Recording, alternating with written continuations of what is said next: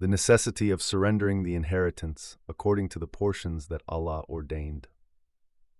Sa'id bin Jubair and Qatada said, "The idolaters used to give adult men a share of inheritance and deprive women and children of it.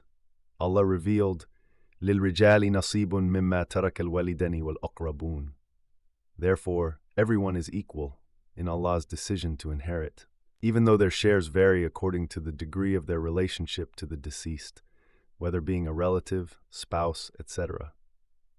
Ibn Marduya reported that Jabir said, Qujja came to the Messenger of Allah ﷺ and said to him, O Messenger of Allah, I have 2 daughters whose father died, and they do not own anything. So Allah revealed, لِلْرِجَالِ نَصِيبٌ مِمَّا تَرَكَ الْوَالِدَيْنِ وَالْأَقْرَبُونَ.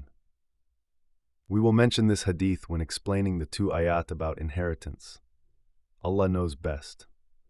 Allah said, وَإِذَا حَضَرَ الْقِسْمَةِ, those who do not have a share in the inheritance, وَالْيَتَمَى وَالْمَسَكِينُ, are also present upon dividing the inheritance. Give them a share of the inheritance. Al-Bukhari recorded that Ibn Abbas said that the ayah, وَإِذَا حَضَرَ الْقِسْمَةَ أُولُو الْقُرْبَى وَالْيَتَمَى وَالْمَسَكِينُ, was not abrogated. Ibn Jarir recorded that Ibn Abbas said that this ayah still applies and should be implemented. Ath-Thawri said that Ibn Abi Najiyah narrated from Mujahid that implementing this ayah is required from those who have anything to inherit, paid from whatever portions their hearts are satisfied with giving away.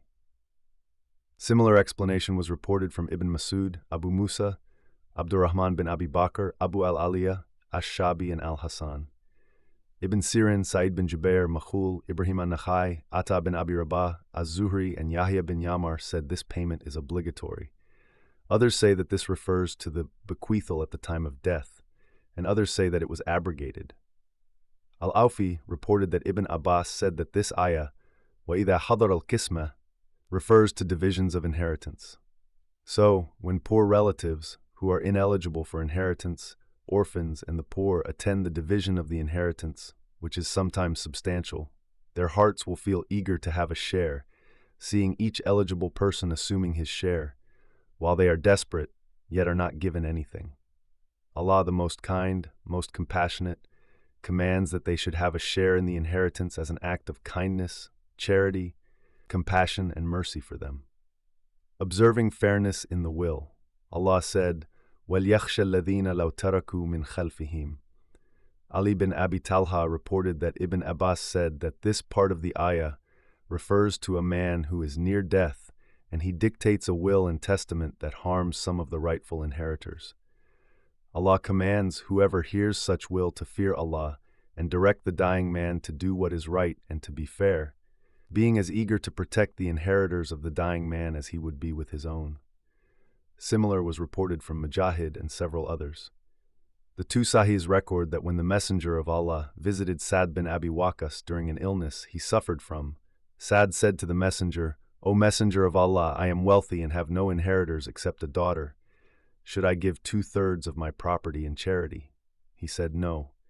Sa'd asked, half? He said no. Sa'd said, 1/3. The Prophet said, Ath-thuluth wa-thuluthu kathir. The Messenger of Allah then said, إِنَّكَ أَن تَذَرَ وَرَثَتَكَ أَغْنِيَاءَ خَيْرٌ مِّنْ أَن تَذَرَهُمْ عَالَةً يَتَكَفَّفُونَ النَّاسِ. A stern warning against those who use up the orphan's wealth. It was also said that the ayah وَلَا تَأْكُلُوهَا إِسْرَافًا وَبِدَارًا أَن يَكْبَرُوا means, let them have taqwa of Allah when taking care of the orphan's wealth, as Ibn Jarir recorded from Al-Awfi, who reported this explanation from Ibn Abbas.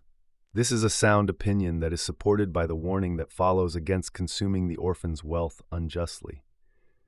In this case, the meaning becomes, just as you would want your offspring to be treated fairly after you, then treat other people's offspring fairly when you are given the responsibility of caring for them.